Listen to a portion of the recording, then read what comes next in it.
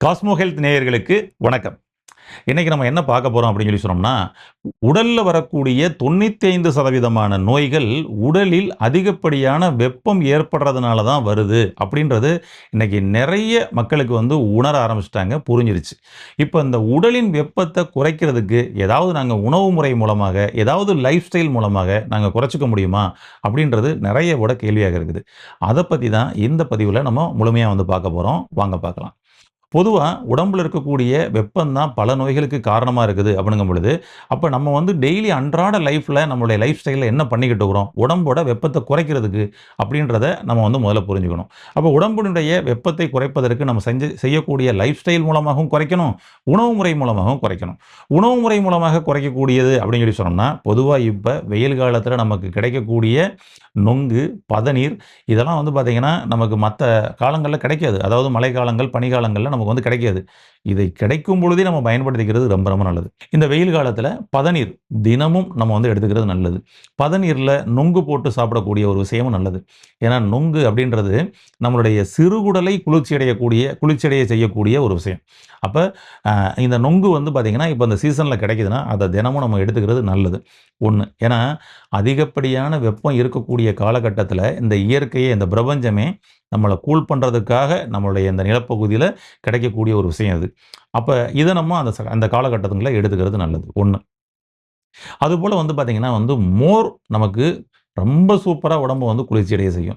அப்ப நம்ம அன்றாட நம்மளுடைய வாழ்வியல் முறைகள்ல அவசியம் பார்த்தீங்கன்னா, மோர நம்ம எடுத்துக்கிறது நல்லது.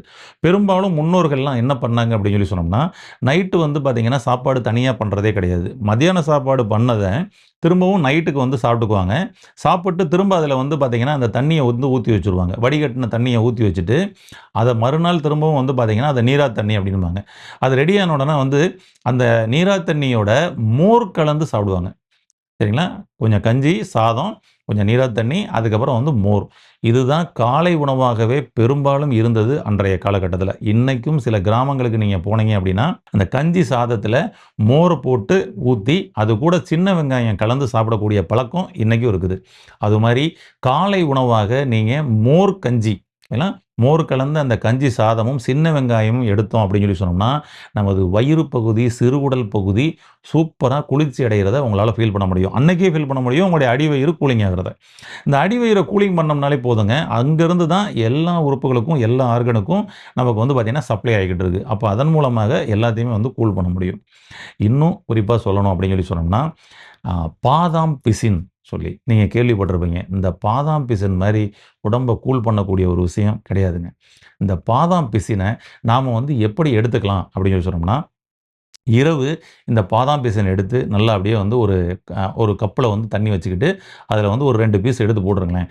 காலையில பார்த்தீங்கன்னா, அப்படி பொப்புன்னு அப்படியே பார்த்தீங்கன்னா, நல்லா பொதும்பி, ததும்பி வந்துரும். இதில நமக்கு ஒரு கேசரி மாரி கிடைச்சுரும் வச்சுக்கங்களேன். இத என்ன பண்ணணும் அப்படின்னு சொன்னோம்னா, காலையில மோர் இருக்கு இல்லைங்களா? அந்த மோர் ஒரு 1 டம்ளர் எடுத்துக்கங்க. இந்த மோர்ல ஒரு நல்ல ஒரு 1 ஸ்பூன் எடுத்து அதில அப்படியே போட்டு கலந்துக்கங்க.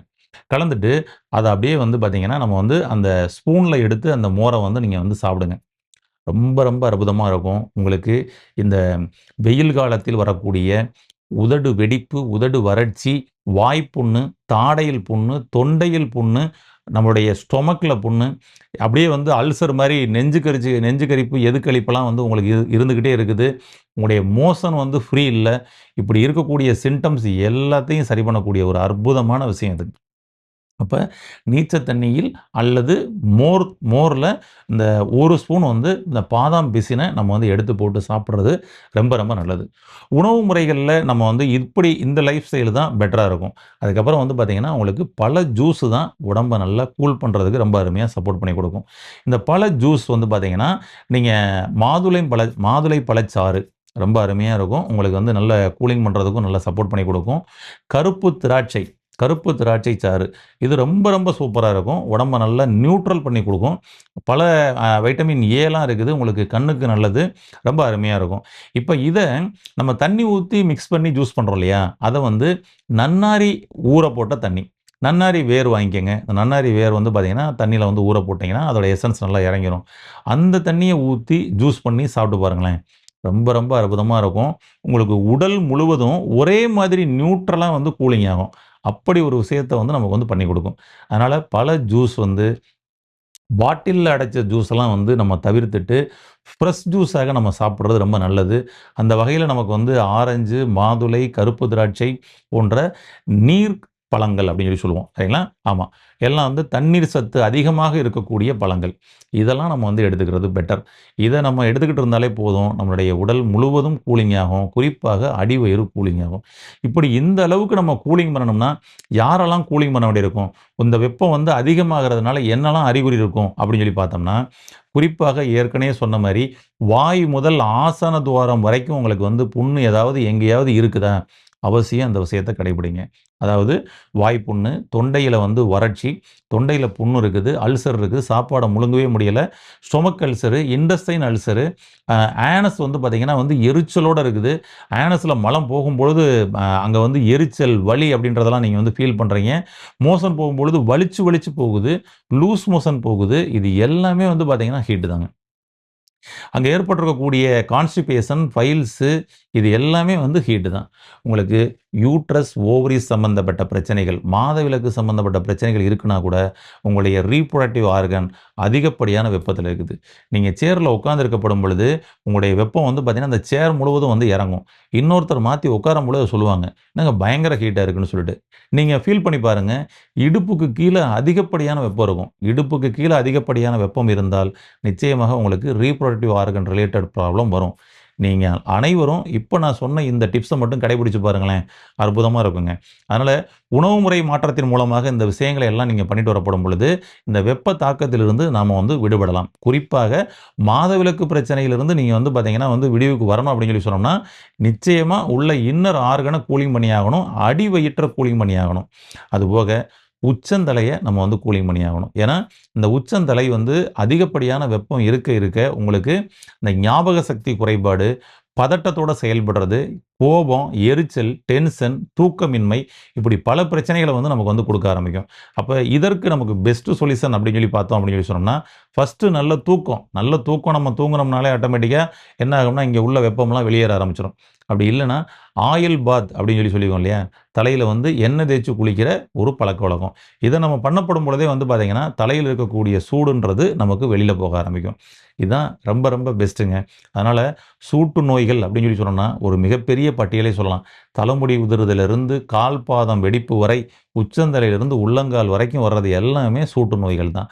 இந்த சூட்டு நோய்கள்லிருந்து விடிவு நம்ம பண்ணணும் அப்படின்னு சொல்லி சொன்னோம்னா, உணவு முறைகளை மட்டும் மாற்றி நம்ம தீர்வு காண்றது அப்படின்றது ஒரு 50% தான். லைஃப் ஸ்டைல் மாற்றமும் ரொம்ப ரொம்ப முக்கியம். உடலில் வெப்பம் ஏற்படுற மாரி தான் இன்னைக்கு நம்மளுடைய தொழில் முறைகளே மாறிருச்சு. Seated work. ஏதாவது ஒரு சீட்லயே ஃபுல் டைம் உட்கார்ந்து பார்க்குற மாரி வந்துருச்சு. அப்போ உங்க உடம்புக்குள்ள ஏற்பட்ட வெப்பம் வெளியில போறதுக்கான வேலைகளே இல்ல. உங்கள் பாடி வந்து பார்த்தீங்கன்னா, மூவ்மெண்ட்ஸ் ஆகுற மாரி ஏதாவது சில விஷயங்கள் நம்ம செஞ்சே ஆகணும். தொழில் முறைகள் அப்படி இல்லன்னா, எக்ஸர்சைஸாவது நம்ம வந்து செஞ்சாகணும். உடம்ப கொஞ்சமாவது ஒரு 1/2 அன் ஹவர் ஆவது நம்ம வந்து வார்ம் அப் பண்ணி ஆகணும். அப்ப டெய்லி வந்து பார்த்தீங்கன்னா, ஒரு எக்ஸர்சைஸ். அது குறிப்பாக சூரிய வெளிச்சம் உங்க மேல படுற மாதிரியான ஒரு எக்ஸர்சைஸ். சூரிய வெளிச்சம் உங்க மேல பட்டா வெப்பம் கூடுமேன்னு சொல்லலாம் நீங்க பயப்பட தேவையில்ல. இது பட்டு வேர்வை வேர்க்கும் பாருங்க. அதன் மூலமாக வெப்பம் வெளியேறும் பாருங்க. அதுதான் சரியான முறை. அப்படி ஒரு வேளை உங்களுடைய உடம்பு வேர்வைய பார்த்ததே இல்ல. சில பேர் அப்படிதான் இருக்கிறாங்க. வேர்வையா? எனக்கெல்லாம் வேர்த்ததே இல்லங்க. ஃபீவர் எனக்கு வந்ததே இல்லங்கன்னு நெறைய பேரு. காய்ச்சல் உங்களுக்கு வரணும். உடலில் வேர்வை உங்களுக்கு வரணும். வருடம் ஒரு முறை காய்ச்சல் வருவது நம்மளுடைய ஆரோக்கியத்திற்காகவே, நோய் எதிர்ப்பு சக்தி அதிகப்படுத்துறதுக்காகவே, வெப்பத்த நியூட்ரல் பண்றதுக்காகவே, நம்ம உடம்பில் எரியக்கூடிய அடுப்ப அணைக்கிறதுக்காகவே, இதெல்லாம் தான் வருது. ஓகேங்களா? ஒருவேள உங்களுக்கு வரல அப்டின்னா, நீங்க ஏதாவது வந்து ஸ்டீம் பாத் ஓகேங்களா? ஆவி பிடிச்சு உடம்பில் இருக்கக்கூடிய வியர்வை கழிவுகளை வெளியேத்துவது ரொம்ப நல்லது. நீங்க பாருங்க, உடம்புல அதிகப்படியான வெப்பத்த குடுக்கும் காய்ச்சல் சமயத்தில. உடம்பு ஃபுல்லா சூடு. நீங்க என்ன பண்ணுவீங்க? ஆ ஆவி பிடிப்பீங்க. ஸ்டீம் பாத் பண்ணுவீங்க.